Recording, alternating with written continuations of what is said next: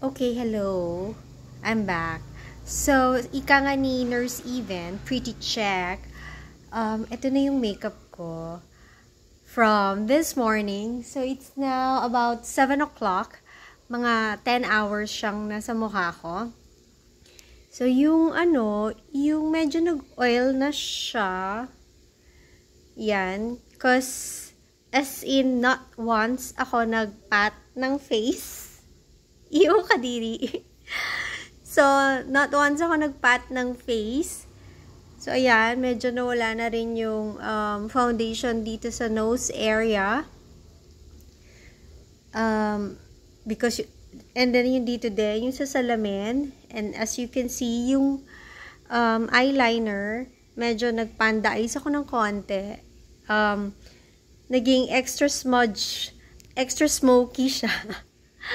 Ayun, medyo nag-smudge siya ng konti. But the eyeshadow is still there.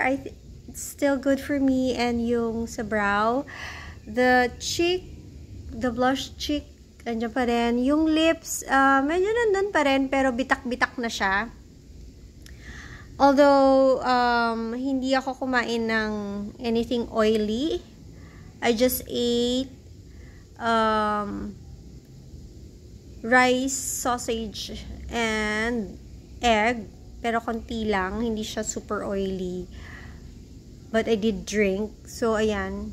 Yan yung natira. So, that's the wear test of the Everbelena makeup na in-unbox ko earlier today. So, meron pa naman siya. Again, walang pat-pat ng face, ng tissue, or anything.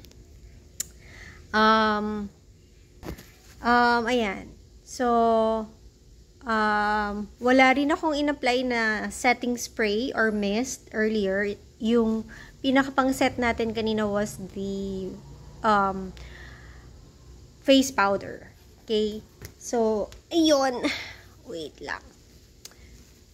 Ayan pa, diba? Kita nyo pa yung eyeshadow, diba? Nandun pa siya. Medyo nag-smudge yun nga. Again, yung eyeliner nag-smudge. Maybe because hindi ako naglagay ng eye primer. Yeah. So, I'm going to pat the oil on my face a little bit. Pero yung blush nandun pa siya, ha? Considering hindi ako masyadong naglagay ng blush. Kasi gusto ko hindi halata yung blush sa face. So, ayan. I'll just pat yung konting oil sa face ko. And hindi rin naman ako masyadong lumabas or nainitan. So, ayun yung transfer sa tissue. Yan, ng makeup product. And there you have it. I still have my eyeshadow on and my blush and my lipstick. Although, yun. Bitak-bitak na siya ng konti. Okay? Yun lang. Sabi sa inyo, nag-improve na yung Everbelena products ngayon. Sobrang improvement na ni Everbelena. And meron silang yung EB Advance. Yun yung pang, I think, pang mga aspiring makeup artists na product line. Yun. Yun lang. Thank you guys for watching. I hope you try out the products of Everbelena too.